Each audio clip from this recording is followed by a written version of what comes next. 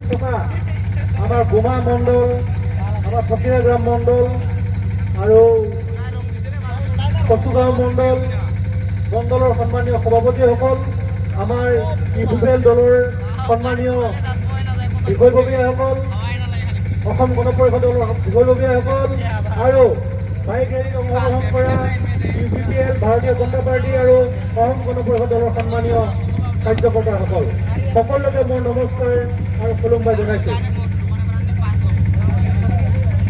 আপোনালোকে আজি ৰাতিপুৱাই ইমান কষ্ট কৰি ওলাই বাঘমুৰি বিধানসভা সমষ্টিটো ইমান দীঘল, 100 কিলোমিটাৰ বেছি হ'ব নেকি, ইমান দীঘল সমষ্টি এটা, ইটো মূৰৰ পৰা ইটো মূৰলৈকে মটৰচাইকেল এখন উলিওৱাটো ইমান সহজ নহয়।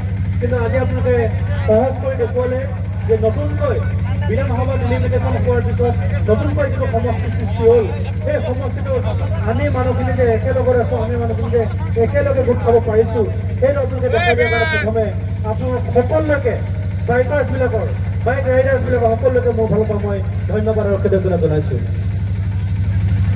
ৰাইজ, ইতিমধ্যে আমাৰ ডাঙৰীয়া বহুখিনি কথা কৈ গৈছে, বেছি কথা আপোনালোকক বুজাব লগা আছে বুলি মই নাভাবোঁ।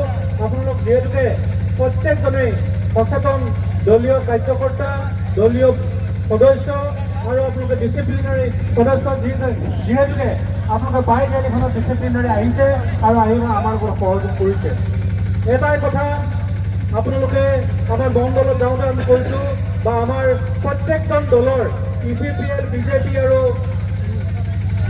এজিপি দলৰ প্ৰত্যেকজন কাৰ্যকৰ্তাক এটাই অনুৰোধ জনাম যে তেওঁলোকে গাঁৱলৈ গৈ সাধাৰণ ৰাইজৰ মাজত সোমাব লাগিব, সাধাৰণ ভোটাৰৰ মাজত সোমাব লাগিব আৰু এটাই কথা প্ৰকাশ কৰিব লাগিব, আমাৰ ইয়াত কেণ্ডিডেট কোন সেইটো আমাৰ ডাঙৰ কথা নহয়। আমাৰ ডাঙৰ কথাটো হ'ল নৰেন্দ্ৰ মোদী ডাঙৰীয়া তৃতীয়বাৰৰ কাৰণে ৰেকৰ্ড ভোটত জিকাই আমি ইয়াৰ পৰা তেওঁক আমি সন্মান জনাম। ইয়াৰ পৰা আজি আমি লোকসভাৰ মেম্বাৰজনক আমি তেওঁক উপহাৰ হিচাপে দিম কোকৰাঝাৰ লোকসভাৰ পৰা। গতিকে সেইটোৱে আমাৰ চবতকৈ ডাঙৰ কথা।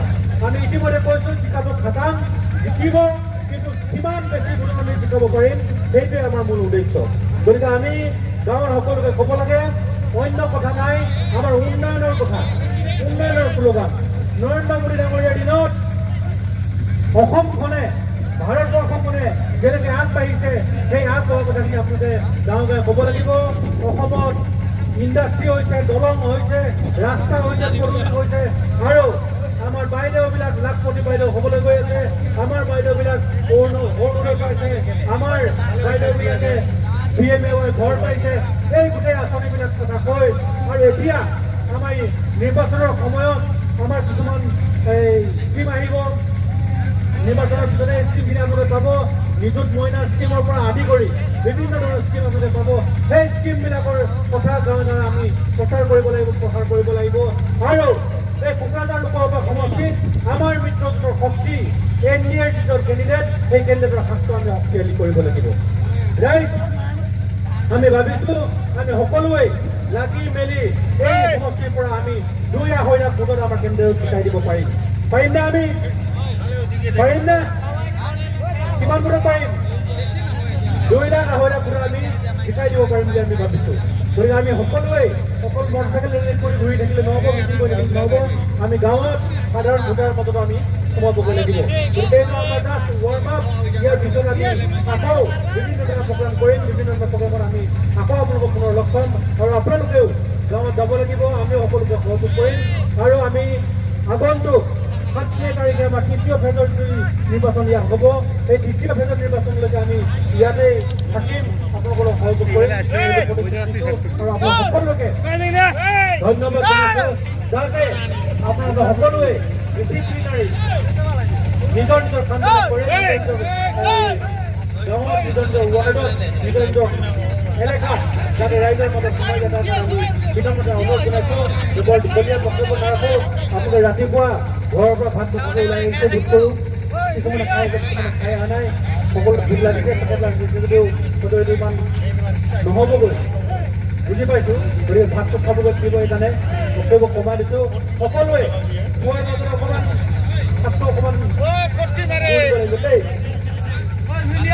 ভাৰত মাতা কি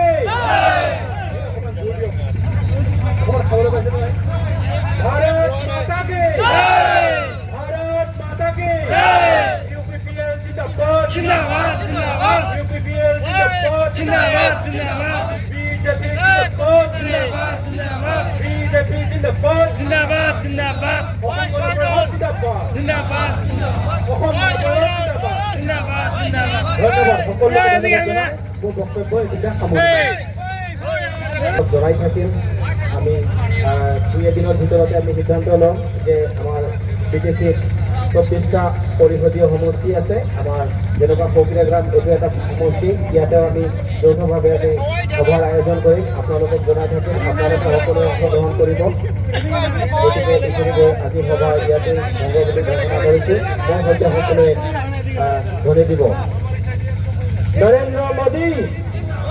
নৰেন্দ্ৰ মোদী হিমন্ত বিশ্ব শৰ্মা